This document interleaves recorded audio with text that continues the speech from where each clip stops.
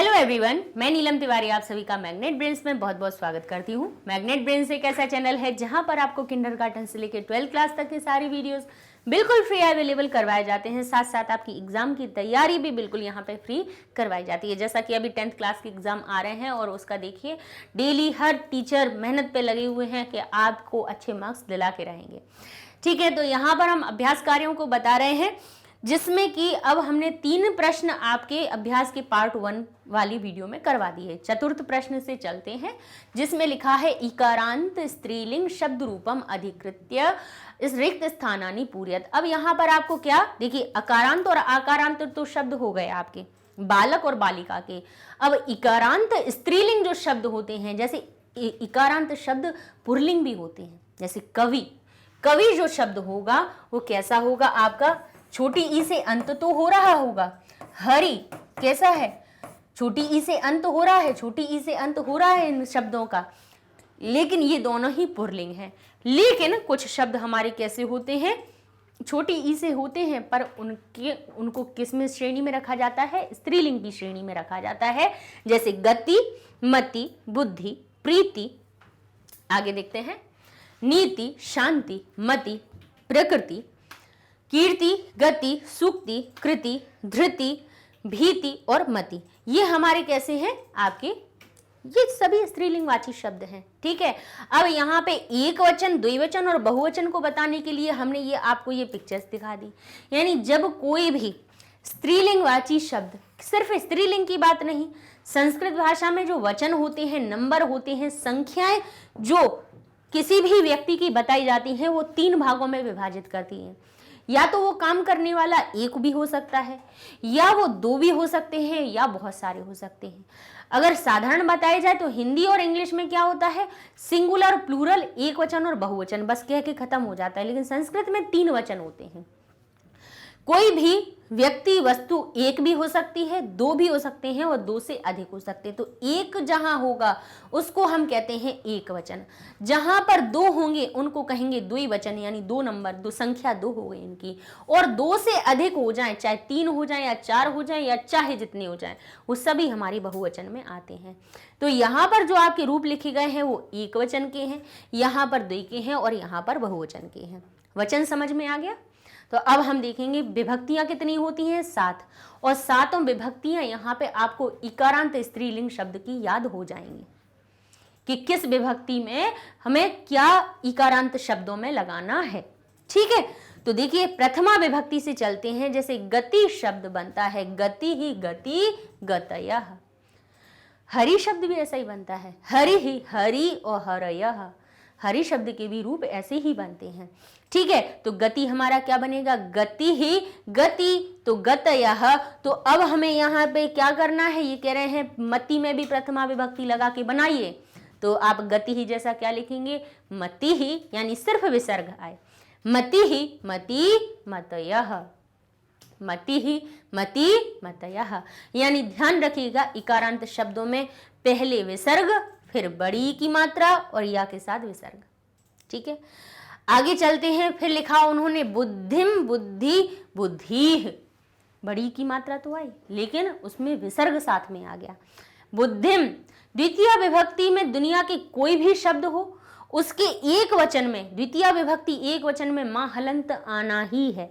हरि हरिम, भानु भानुम, धेनु धेनुम, बालक बालकम, बालिका बालिकाम, पिता पितरम, माता मातरम, सब में मां हलंत आना है। तो बुद्धि में हो गया बुद्धिम, यहाँ बुद्धि।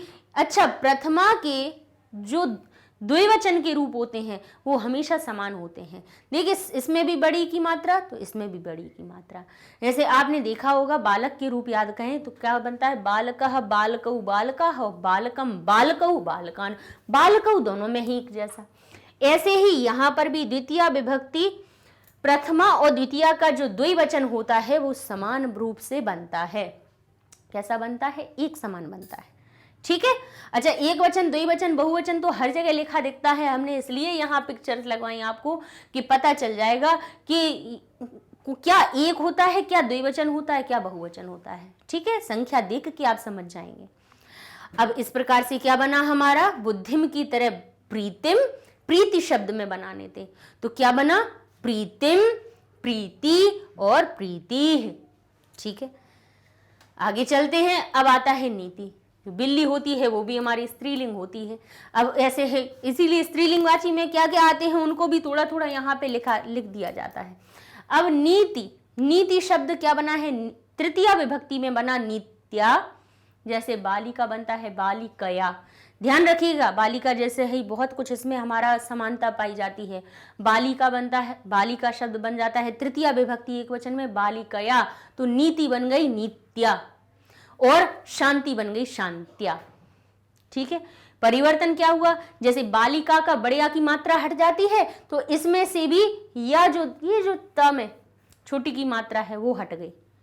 ध्यान किया? जैसे बालिका शब्द में जब तृतीया विभक्ति लगाई जाती है तो बालिका जो शब्द है वो क्या बन जाता है? बालिकया, यानी मात्रा हट जाती है यहां से। यहां पर भी देखिए यही हुआ है, यहां पर भी जो मात्रा है वो हट गई या लगने से। या लगने के पहले या लगाया, मात्रा हटा दी पहले, तो क्या बन गया? शांत्या। क्या बन गया? शांत्या। ठीक है, आगे देखते हैं। फिर द्विवचन में क्या बना? नीतिभ्याम, तो शांति में भी भ्याम लगा दिया।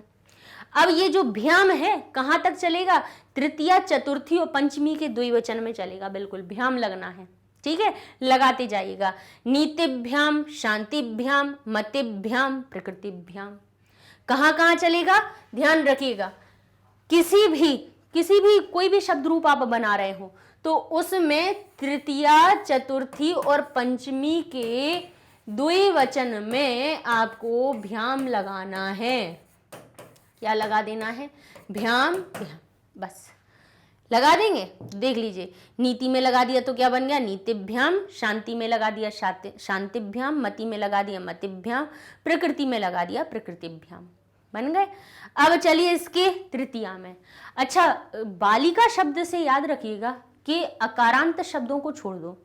ये हमने बहुत सारे फिर शब्द रूपों को इकट्ठा देखते गए तब ये एक समानता हमने पाई उसमें कि बालक के यानी अकारांत शब्द, बालक और फल यानी अकारांत शब्दों को छोड़ दो तो जितने भी आपके आकारांत, इकारांत, उकारांत, ऋकारांत ये सब जो बनते हैं इन सभी में तृतीया बहुवचन, तृतीया का बहुवचन, चतुर्थी, पंचमी, षष्ठी, सप्तमी, इन सब में बहुत सारी समानताएं मिलती हैं। कौन सी?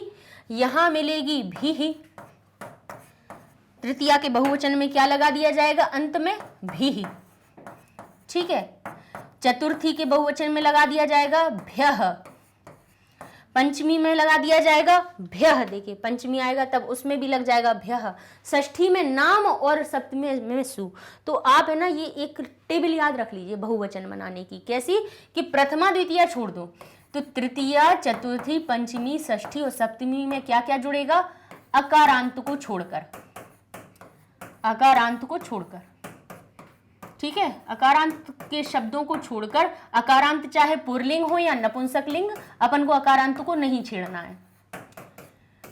बाकी सबको छोड़कर तृतीया विभक्ति का जब बहुवचन का रूप बनाइएगा तो तृतीया विभक्ति के बहुवचन में लगाएंगे भी ही। चतुर्थी में लगा दीजिएगा आप भ्यः।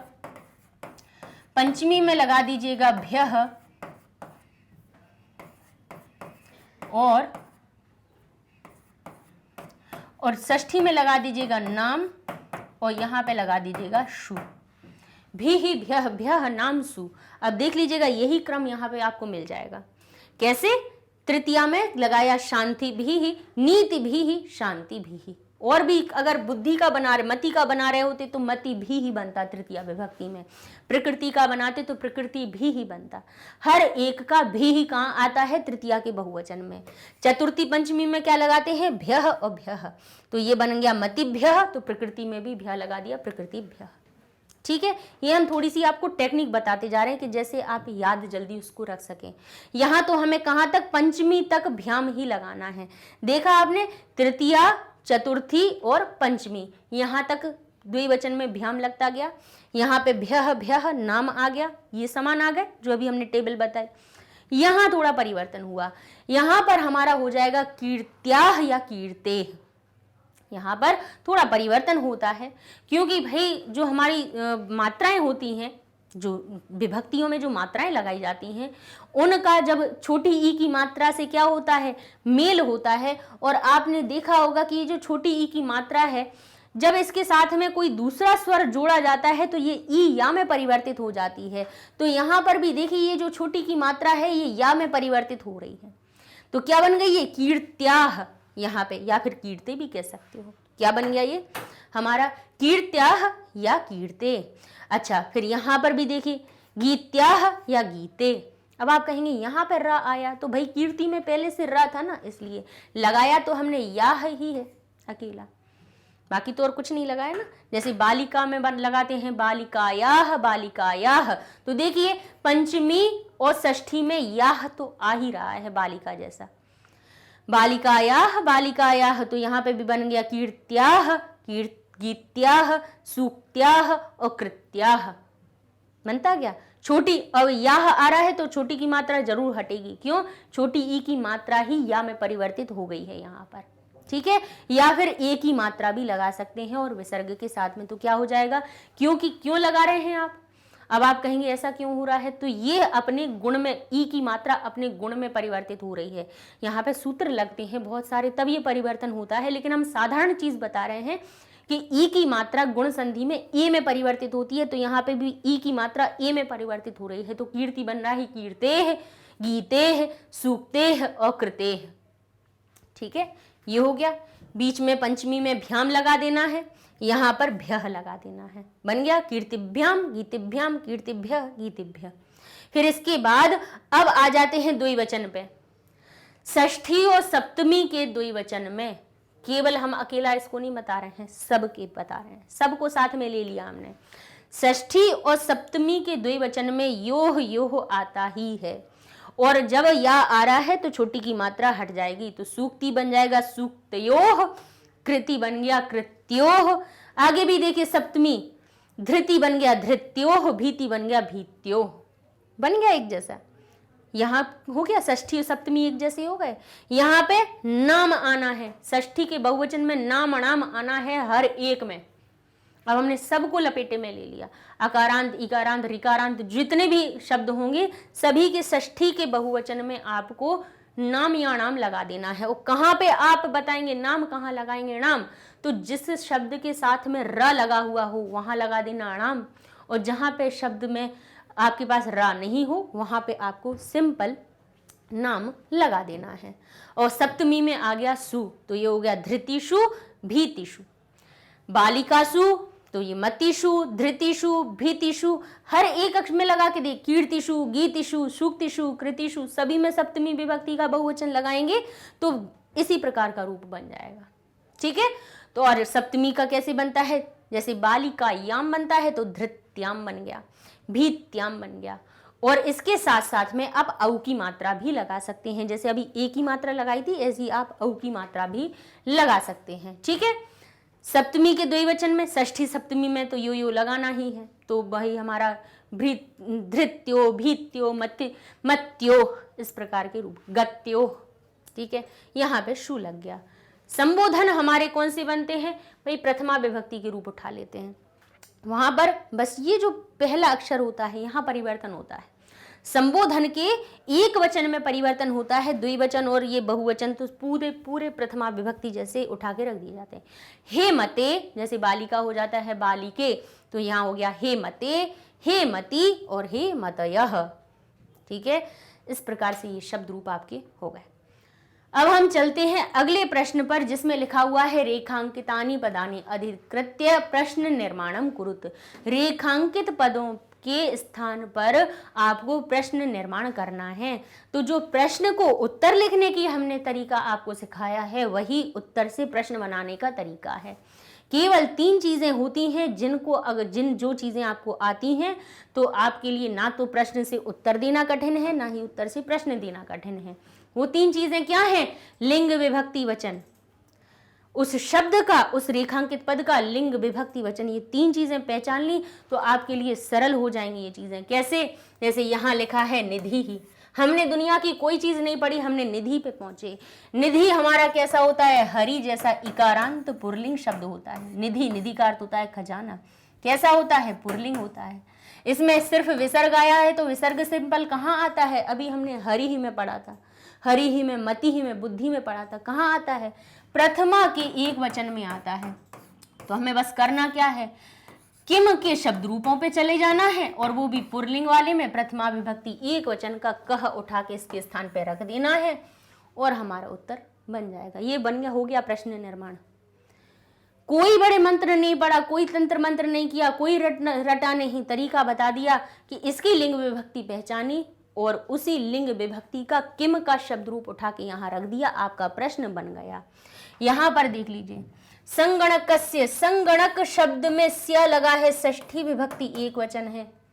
तो हमें क्या करना है, यहाँ पर बोले स्य कहाँ आता है?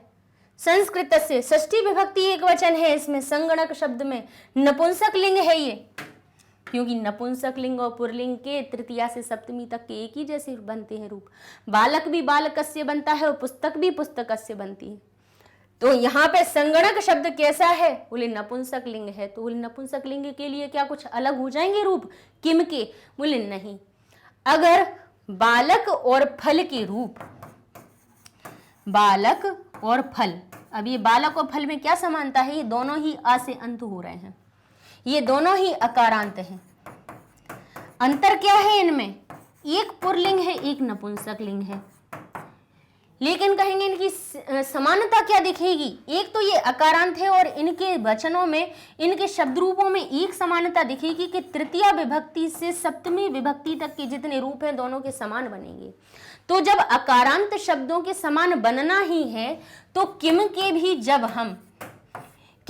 जब रूप बनाते हैं तो पुल्लिंग और नपुंसक लिंग के तृतीया से सप्तमी तक के रूप बिल्कुल एक जैसे बनते हैं। तो जैसे पुल्लिंग में बन जाता है हमारा कस्य, तो ऐसे ही नपुंसक लिंग में भी किम का जो रूप होगा षष्ठी विभक्ति एक वचन का, वो भी कैसा बनेगा? कस्य बनेगा। संगणकस्य, तो किम में भी षष्ठी विभक्ति एक वचन लगा दी, बन गया हमारा कस्य। हो गया प्रश्न का निर्माण। ठीक है, हर एक वीडियो में जब भी प्रश्न का उत्तर देना होता है तब, या उत्तर के प्रश्न बनाने होते हैं तब, हम आपको किम के शब्द रूपों को याद करने का तरीका बोलते हैं कि याद कर लीजिए, क्योंकि जो हमने वीडियो बनाए हैं उनमें हमने उनका आपको प्रयोग भी सिखा दिया है कि हम क्यों याद करवा रहे हैं, क्या इनका अर्थ निकल रहा है, सब सिखाया है। बस थोड़ी सी प्रयास आपको भी करना पड़ेगा, है ना। अगर ऐसा होता कि हमारे पढ़ने से आप पढ़ जाते तो हम कह देते कि बिल्कुल चुपचाप बैठे रहो, सुनते रहो और हम याद करके आ जाते हैं, आप लोग हो जाओगे पास। ऐसा नहीं होगा। सीखना तो हमें भी सीखना पड़ा था, तब हम आपको सिखा पा रहे हैं, है ना। इस तरह से प्रयास खुद को ही करना पड़ता है। आपको रास्ता दिखाने वाला होता है कि भाई इस रास्ते पे तुम्हें चलना है, लेकिन चलना तो खुद को ही पड़ेगा ना। ऐसा तो नहीं होगा कि हम बैठे रहें और हम सोचें कि हम पहुंच जाएं आगे, नहीं पहुंचेंगे, खुद को चलना पड़ेगा। तो यहाँ पर भी देखिए, संस्कृत साहित्य एक ही मात्रा कहाँ आती है? सप्तमी विभक्ति एक वचन में। तो हमें क्या करना है? बोले कौन सी विभक्ति में, कहाँ आती है? बोले पुल्लिंग और नपुंसक लिंग में ही आती है, पुल्लिंग और नपुंसक लिंग में आती है। तो कहेंगे हम क्या करना है? तो या तो चाहे पुल्लिंग का देख लीजिए, चाहे नपुंसक लिंग का, क्योंकि तृतीया से सप्तमी तक के तो दोनों के ही रूप समान होते हैं। तो हमें क्या करना है? किम के भी सप्तमी विभक्ति का एक वचन का रूप कस्मिन लिख देना है और आपका प्रश्न बन जाएगा। अब लिखा है वरिष्ठान। अब जो आन शब्द लगा हुआ है कहां से आया है? इस शब्द में हमारे पास कौन सी विभक्ति है? आन कहां आता है? बालकान, पुल्लिंग के द्वितीय विभक्ति के बहुवचन में, बालकान। रामायण कहां आता है? द्वितीय विभक्ति बहुवचन में पुल्लिंग के। तो हमें करना क्या है? किम के पुल्लिंग के रूपों में चले जाना है। तो जैसे प्रतिष्ठान बना है, बालकान बना है, तो बालक का बाल हटा दीजिए, बचता है अपना कान। तो द्वितीय विभक्ति बहुवचन का कान हम किम शब्द का लगा देंगे और हमारा ये प्रश्न का निर्माण हो जाएगा। सारी चीजें अपनी किस पे डिपेंड है? प्रश्न निर्माण करना सीखना है तो सिर्फ हम जो विभक्ति बता रहे हैं, नहीं तो फिर हमेशा यही होगा। अभी तो 7वीं है, 8वीं 9वीं 10वीं, इन सभी में सिर्फ आप हर चीजें रटते रहोगे। आप कहोगे कि इसके स्थान पे ये आना है, इसके स्थान पे ये आना है, और रटने से कोई फायदा नहीं है, क्योंकि प्रश्न निर्माण एक प्रकार के नहीं आते हैं, कोई भी शब्द हो सकता है। अभी तो चलो यही 5 है, इन्हीं दो 4 में से मैडम उठा के दे देंगी। आप लिख लेंगे। लेकिन आगे चल के तो भाई पैराग्राफ में से क्वेश्चन पूछ लिए जाते हैं, फिर आप कहाँ से बनाओगे? तब हम तरीका जो बता रहे हैं वही अगर सीख लिया ना तो बिल्कुल आसानी हो जाएगी आपकी, ठीक है ना। आगे चलते हैं। उदाहरण अनुसार पदानाम विभक्ति वचनन च लिखत, यानी उदाहरण के अनुसार आपको क्या करना है, पदों की विभक्ति और वचन को लिखना है। जैसे गीत ही शब्द में प्रथमा विभक्ति एक वचन है, अभी अपन पढ़ चुके ना शब्द रूप, उनमें से अब थोड़ा सा ध्यान रखने की कोशिश कीजिए कि कौन कौन से इसमें हो सकता है। अब लिखा है नीतिम, माहलंत कहाँ आता है, द्वितीय विभक्ति के एक वचन में। सूक्त यह कहाँ आता है, सूक्ति शब्द लगा हुआ है और उसमें यह किधर आएगा बताइए? कहेंगे या शब्द तो आता है तृतीया में, यह आता है षष्ठी के एक वचन में, और यह अकेला कहाँ आता है? या तो आता है साथ में लेकिन उसमें विसर्ग कहाँ आता है, बहुवचन में आता है, तो प्रथमा का बहुवचन आ गया। शांत्या अकेला या आया, जैसे बालिकया कहाँ बनता है, तृतीया के एक वचन में, तो तृतीया एक वचन। प्रीत्ययी वो ऐ की मात्रा कहाँ आती है, चतुर्थी में, चतुर्थी एक वचन हो गया। मतिषु, शु कहाँ आता है, नाम सु, हमने यहाँ कहा था भी भ्यः भ्यः नाम सु, अपने जो बहुवचन के रूप हैं उनके तृतीया से हमने आपको क्या सिखाया है, तृतीया का आपको बहुवचन बनाना है तो आप लगाएंगे भी, चतुर्थी का बहुवचन लगाना है भ्यः, पंचमी का बहुवचन लगाना है भ्यः, षष्ठी का बहुवचन बनाना है नाम, और सप्तमी का बहुवचन बनाना है तो सु। तो इस तरह से आप बहुवचन के रूप कैसे बना सकते हैं तृतीया से सप्तमी तक, एक लाइन याद रख के भी भ्यः भ्यः नाम सु, ये याद कर लिया तो आपको बहुवचन की लाइन याद हो जाएगी। तो मतिषु कहाँ, सप्तमी विभक्ति बहुवचन में, ठीक है। इस प्रकार से ये आपके जो अपने विभक्ति वचन पहचाने थे, विभक्ति वचन तब पहचान पाएंगे जब हम विभक्तियां याद करेंगे, शब्द रूप याद करेंगे, आसान हो जाएंगे सब। अब लिखा है यथा योग्यम संयोज्य लिखत, यथा योग्य यानी जो योग्य हो जिसके, उसके साथ में संयोग करके लिख दीजिए। तो जैसे कौटिल्यन है तो कौटिल्य के द्वारा किसकी क्या हुआ, अभ्युदय प्रेरणा यानी कल्याण के लिए प्रेरणा मिली, ज्ञान विज्ञान का पोषक हुआ, अर्थशास्त्र रचा उन्होंने, चरक सुश्रुतयो योगदान रहा या आर्यभट्ट। तो बताइए कौटिल्य के द्वारा अर्थशास्त्र की रचना की गई। चिकित्सा शास्त्र में अभ्युदय प्रेरणती, ज्ञान विज्ञान पोषकम, चरक सुश्रुतयो योगदानम या आर्यभट्ट। तो कहेंगे चिकित्सा शास्त्र में चरक और सुश्रुत का योगदान है। शून्यस्य आविष्कार करता, बताइए शून्य का आविष्कार किसने किया, आर्यभट्ट ने किया। संस्कृतम, कहेंगे संस्कृतम क्या करती है, ज्ञान विज्ञान पोषकम। और सूक्तियां क्या करती हैं, सूक्तयः, सूक्तियां क्या करती हैं, अभ्युदयाय प्रेरयन्ति, यानी कल्याण के लिए प्रेरणा देती हैं। तो इस प्रकार से लीजिए, ये हमने आपको उत्तर लिखवा दिए। पहले इसलिए नहीं दिखते हैं कि थोड़ा सा आप प्रयास कीजिए उसमें मिलान करने का, उत्तर तो फिर हम आपको बता ही देंगे। इस प्रकार से ये होता है आपका त्रयोदश पाठ पूरा। अगले वीडियो में चतुर्दश पाठ हम पढ़ेंगे, जिसमें एक बच्ची है अनारिका, उसकी जिज्ञासाएं हैं, उसके बारे में हम पढ़ेंगे कि हर एक बच्चे के मन कैसा होता है, कैसे वो जिज्ञासा के द्वारा हर नई चीज़ों को पूछना चाहता है। ऐसे ही हम आपसे भी कहते हैं, आप भी अपने अंदर की जिज्ञासा को निकालिए, आप प्रश्न पूछिए। कहाँ पूछिए, कमेंट में पूछिए। और कमेंट भी कहाँ लिखिए, देखिए क्या होता है कि दोनों, जैसे एक मेन वेबसाइट मैग्नेट ब्रेन्स की है और हमारा अकाउंट, ये दोनों चीज़ें अलग अलग चीज़ें हैं, है ना। आप वीडियोस पे जब कमेंट करते हैं तो उसमें अगर हम कहीं पे रिप्लाई कर दें और उसकी जगह पे नीलम तिवारी, आपको पता ही है, आपके टीचर का नाम किसी को नहीं पता हो तब भी बता देते हैं, शुरुआत में इंट्रोडक्शन में भी बता देते हैं। तो जहाँ हम रिप्लाई करें उसके नीचे रिप्लाई किया कीजिए, तो उससे क्या होता है, वो चीज़ हम तक भी पहुँच जाती है ना। क्योंकि क्या होता है, वीडियो तो अपने बनते चले जाते हैं, आज 500-600 वीडियो हो चुके हैं। अब लास्ट पुराने वीडियोस में भी किसी ने कमेंट कर रहे हो तो हमारे पास वो शो नहीं होते, इसलिए हम उनके रिप्लाई नहीं कर पाते हैं। लेकिन कहीं पर जहाँ पर हमने किया हो उस पर रिप्लाई आप करोगे तो हमें पता चल जाएगा, है ना। तो अच्छा, ये सारे वीडियोस आपको मिल कहाँ जाएंगे, यूट्यूब पे तो मिल जाते हैं, साथ साथ में आपको हमारी मैग्नेट ब्रेन्स वेबसाइट पे भी मिल जाते हैं। आप गूगल टैब पे जाइए, लिखिए magnetbrains.com, इंटर करेंगे, आपके पास वेबसाइट का पेज ओपन हो जाता है। यहाँ आपको क्लासेस दिखने लगी, आपने क्लास पे क्लिक किया, आपके पास 7th क्लास ओपन हो गई। वॉच नाउ पे गए संस्कृत में तो संस्कृत का पेज ओपन हो गया। जिस सब्जेक्ट को खोलेंगे वही सब्जेक्ट आपके सामने आ जाएगा।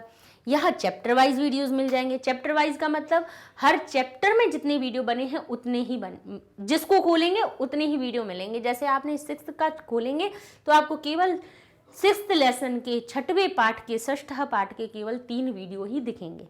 बाकी पूरी प्लेलिस्ट लंबी नहीं खुलने वाली है। जिस चैप्टर पे जाना है सीधे वहीं पे पहुंच जाइए। अब मान लीजिए आपको उसका अनुवाद पढ़ना है तो अनुवाद पे क्लिक करेंगे, अनुवाद का वीडियो ओपन हो जाएगा। ठीक है, और साथ साथ में ये भी पता चल जाएगा कि हर पाठ में कितने वीडियो बने हैं और कौन कौन से टॉपिक उसमें करवाए गए हैं। तो पढ़ते रहिए मैग्नेट ब्रेन्स के साथ में। मिलते हैं नेक्स्ट वीडियो में, अपना नया पाठ शुरू करेंगे। तब तक के लिए धन्यवाद।